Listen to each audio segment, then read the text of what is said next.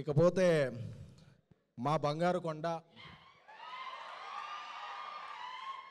నా, ఎందుకంటే ఎస్కేఎన్ అనేవాడు బేబీ తర్వాత కల్ట్ ప్రొడ్యూసర్ ఏదో ఏదో చెప్తారు, కానీ ఎస్కేఎన్ అనేవాడు ఈ స్టేజ్ మీద ఉండటానికి కారణం ఎవరు అంటే ఒక ప్రొడ్యూసర్గా అది ఒక్క గౌరవనీయులు విజయ్ దేవరకొండ గారు మాత్రమే.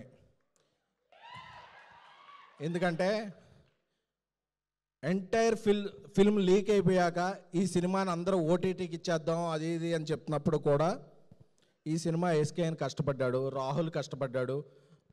అర్జున్ రెడ్డి తర్వాత ఇమేజ్ నాకేమైనా డ్యామేజ్ అయినా పర్లేదు, ఈ సినిమా థియేటర్లోనే రిలీజ్ అయ్యి మీ కష్టం చూడాలి అని ఆ ఒక్క వ్యక్తి నిలబడకపోతే ఇక్కడ ఎవరు, ఒక రాహుల్ లేడు, ఒక ఎస్కేఎన్ లేడు, ఒక ట్యాక్సీ వాళ్ళ లేదు, ఒక సక్సెసే లేదు.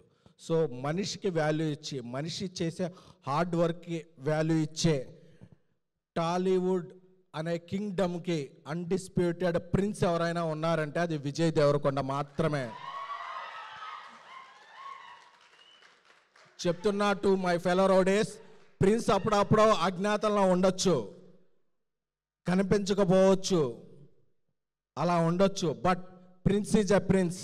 ఎస్వి రంగారావు గారు చెప్పినట్టు సింహం బోన్లో ఉన్న అడవిలో ఉన్న సింహం డోంగ్రీ అన్నట్టు చాలామంది చెప్తున్నా. అప్పుడప్పుడు ఆయన మీద ఏదో సెటర్లు వేసి ఇది చేసి చేసే వాళ్ళకి చెప్తున్నారు. ఆయన పోస్టర్ వేసి ఒక టీజర్ ట్రైలర్ అయిపోయిన దా విజయ్ దేవరకొండ అనే పోస్టర్ కనపడితే ఓపెనింగ్ బాక్స్ ఆఫీసు